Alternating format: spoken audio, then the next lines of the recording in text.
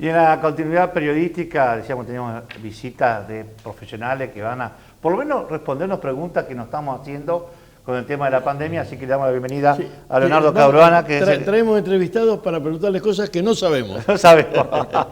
¿Cómo le va? ¿Cómo anda? ¿Cómo le va? Bueno, ¿cómo está Rosario? Estamos en el límite, ¿no? Estamos bien. ¿Cómo está Rosario con el tema? Hoy no hubo caso, ¿no? No, hoy no tuvimos casos confirmados. A ver, la evolución sigue siendo favorable en relación al análisis de toda la ciudad.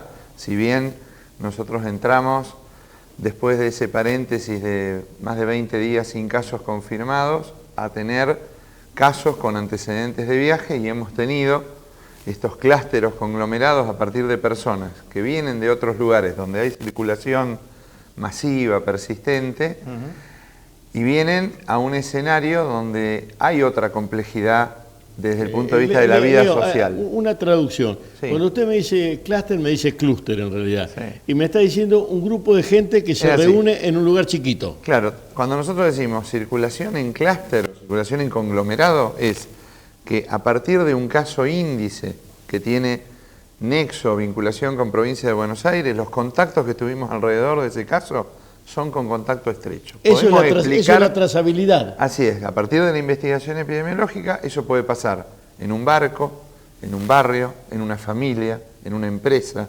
pero no perdemos... En un asado. Claro, y no perdemos la noción de quién es. Cuando se pierde la explicación de que uno ya no puede investigar el antecedente de dónde se contagió, es cuando se dice que hay circulación comunitaria. Eso nosotros no lo tenemos en la ciudad hoy. Cada caso que aparece tiene ese nexo epidemiológico, se hace la investigación y como se investiga todos los contactos cercanos a los que estuvieron entre 15 y 30 minutos, los contactos familiares, los encuentros sociales, bueno, aislamos sospechosos, los estudiamos, los sospechosos que se confirman pasan a tener contactos también de otras personas, entonces aislamos a otros contactos, y hacemos este trabajo que tratamos de hacerlo oportunamente, con una alerta temprana, por eso intervenimos en barrios cuando se dio en distintos barrios vulnerables y pudimos frenar esa circulación comunitaria y no tuvimos más casos alrededor. Hay un punto en donde creo que sé la respuesta, pero más o menos. El personal de riesgo seguro es el personal de salud pública.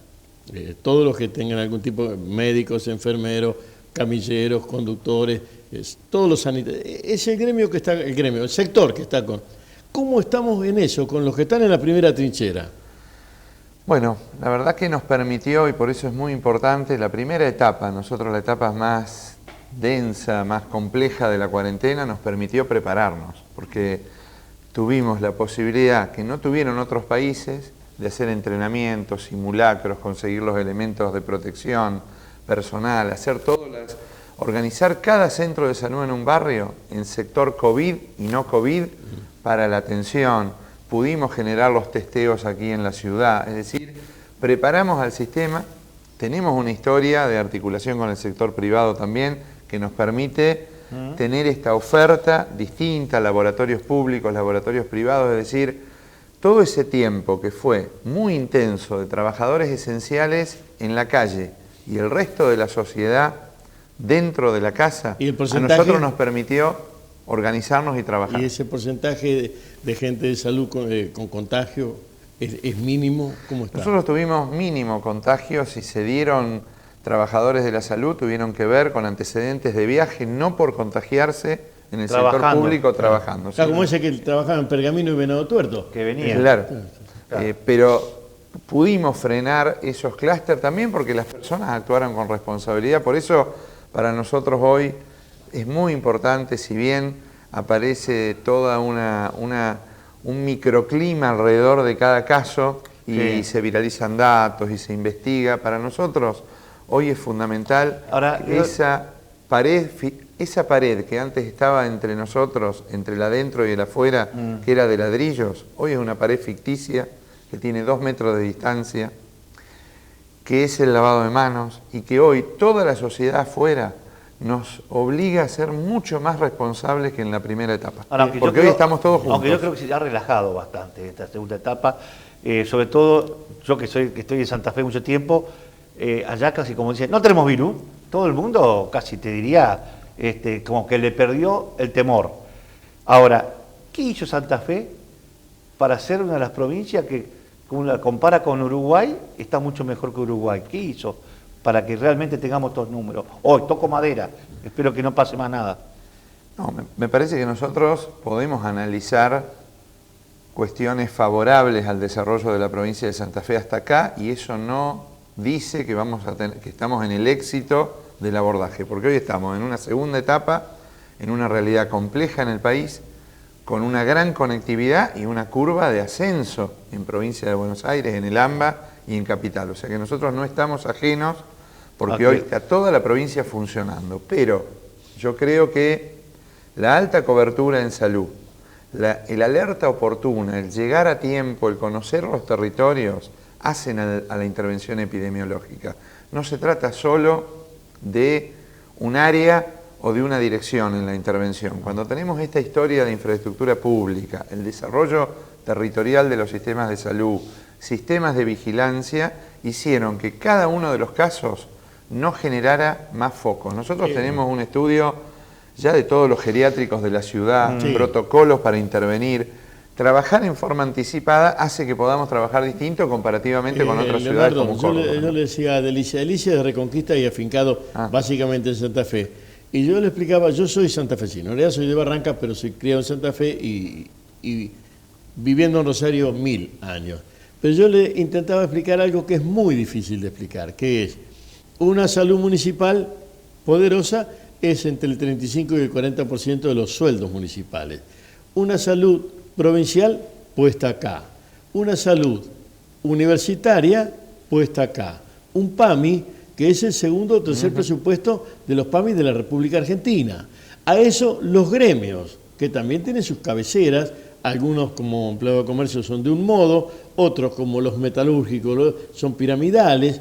Debe agregarse en la UNR la locura del decano de medicina, que tiene un modo particular de laburar. Y viejos habitantes como la señora Ballina y todo lo demás, que traen sus propias recetas, y en el medio de todo ese despelote, un juego único, porque si no hay un direccionamiento único, y por otro lado, el compañero Villavicencio y el compañero Tour, que son los dos sectores privados más pesados, que todos tienen puestos a discutir en una mesa su razón de existir, porque existen, y su razón de conversar, porque conversan. ¿Cómo se congenia para todo eso? Como es con un ministro que desapareció, como Parola. Sí, tenemos una historia de trabajo con el sector privado, tenemos una historia de trabajo con la universidad, con las facultades. No se puede abordar en una pandemia una historia que no está previamente constituida.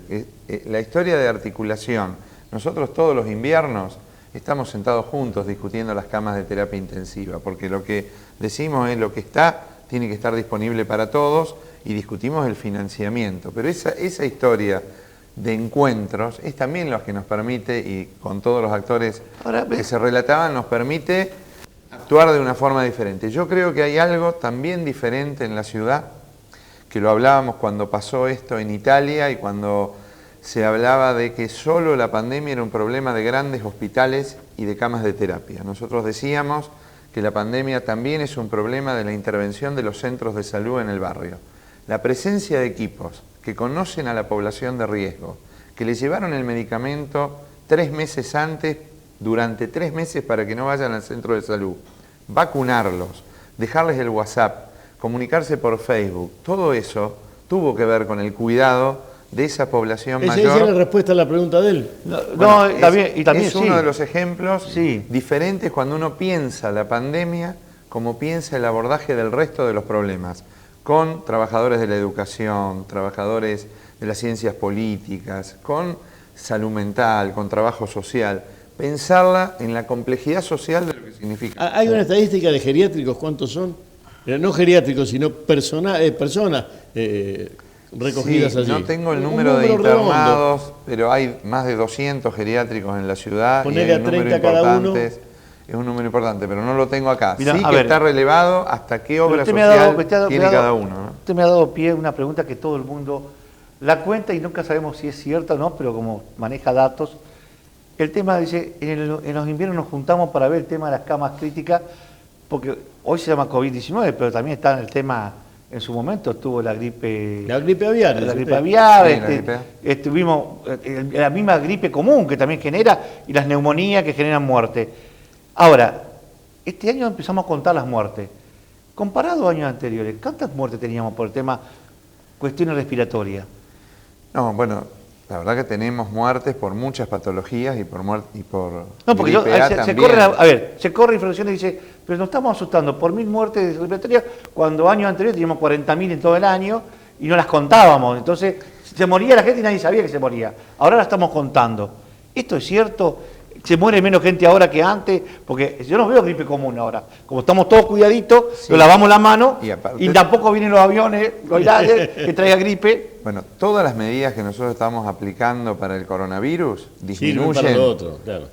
las patologías Todo. respiratorias. Nosotros hoy contabilizamos y nuestros centros de salud y el Hospital Vilela hoy tiene 80 consultas diarias en la guardia. El año pasado, el Hospital Vilela hoy tenía 250 consultas diarias en la guardia. Es un dato interesante eso. Que esa disminución tiene que ver primero porque la población se vacunó antes para la gripe, o sea que todas las complicaciones que nosotros teníamos para la gripe, con la vacunación anticipada tenemos menos. Tenemos muerte por gripe, pero para la gripe hay una vacuna. Acá estamos con una enfermedad que afecta, muy contagiosa, afecta severamente a los mayores y no existe una vacuna. Por eso y tampoco conocemos todavía la evolución. En la gripe conocíamos una evolución más ligada al clima, modificándose, apareciendo una vacuna todos los años. Acá la vacuna está más alejada, no hay un medicamento antiviral y aparece el distanciamiento y el desconocimiento de lo que pasa como algo que genera mucho temor. Por eso es muy importante seguir trabajando en la prevención. Pero usted está diciendo, afecta mucho a los mayores, pero si uno ve la estadística de Santa Fe, los casos de contagio están dados entre 35 a 40 y pico. El mayor porcentaje adultos están en- jóvenes. Porque se creen Superman, ya le dije, no les afecta la kriptonita, salen para adelante, no hay bala que los detenga. Pero los que están internados Sí. y los que utilizan el respirador son mayores de 60 Ahora, años y con factores de riesgo. A ver, Santa Fe, hoy por hoy. yo Hoy creo que tuvo un contagio hoy- después de 75 días. Ahí ciudad. tenemos uno en el Cuyen, creo, y uno no sé acá. Así es. 2 personas. Pero preparamos un arsenal, porque nosotros estamos preparados bien, porque gracias a Dios no se usan, pero hay bastante más posibilidades de atender. Hoy preparado, muchas camas, y sobre todo creo que no se va a terminar a usar el tema de lo que se hizo ahí en el Jockey Club. respiradores. No, en el Jockey Club, que hay aislamiento. En Hay la gente rural. En el jockey, no, en el... la rural, en la la rural, rural. perdón. Hay una pregunta, Carona, que a mí se me hace que es de saldo, no de cierre de nota, pero sí de saldo. A mí se me hace que terminado esto, yo soy un agnóstico, pero vamos, digo Carlos Gardel, alguna vez esto se va a terminar. Que se va a terminar, lógico. Sí, bueno, lo que va a quedar, lo estoy preguntando, lo supongo, pero lo estoy preguntando, es un relevamiento absoluto de cuáles son nuestras posibilidades en salud. De ahí en adelante, si no se resuelve de modo conjunto el Estado, que es una de las 3 cosas que yo digo que el Estado tiene que resolver, que es salud, educación y seguridad, está todo el relevamiento, Leonardo. ¿Qué falta? ¿Anotarlo en un papelito o está anotado? Sí, yo creo que esto va a generar ese debate posterior de lo que significa, con todos los fragmentos del sistema de salud argentino, hay un fragmento con mayor responsabilidad que es el Estado, que tiene que asumir el rol de la construcción a un sistema único de salud. Nosotros no podemos seguir con un sistema fragmentado en cada provincia y un debilitamiento del Estado nacional en términos de Tengo 2 minutos conducción. para derivarme. Sí. Por esas cosas del laburo, yo conocí España con Francisco Franco Bamón, de caudillo de España, por la gracia de Dios, en vida. Y un amigo mío se enfermó. Entonces, pero tenían una especie de seguro de visitante y una chequera médica. ¿En qué año está hablando? Estoy hablando del año 72 y del año 72. Bueno, Franco vivo estoy diciendo. Cambió un poquito. No, Bueno. espere, déjeme que le termine de contar. Entonces iba al médico, Caruana cortaba así, le daba y Caruana guardaba los cheques médicos y después se arreglaba. Cuando vino Felipe González, que el socialista, lo único que hizo fue mejorarlo, no lo rompió a ese sistema único de salud que tenían los españoles. que era verdaderamente estatal y te hacían chachas en la cola.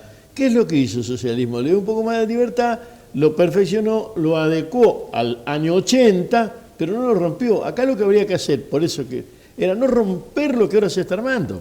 Así es, yo creo que tenemos que Recemos. pensar y discutir qué tipo de Estado. Europa tuvo un proceso de debilitamiento de los sistemas estatales de salud, Francia, Inglaterra, que también se puso en cuestión en la pandemia, la matriz ideológica también. Si la matriz capitalista, si no pagás, si no te atiendo... Cuando se empieza a elegir el camino de la salud como mercancía, se empieza a debilitar el Estado.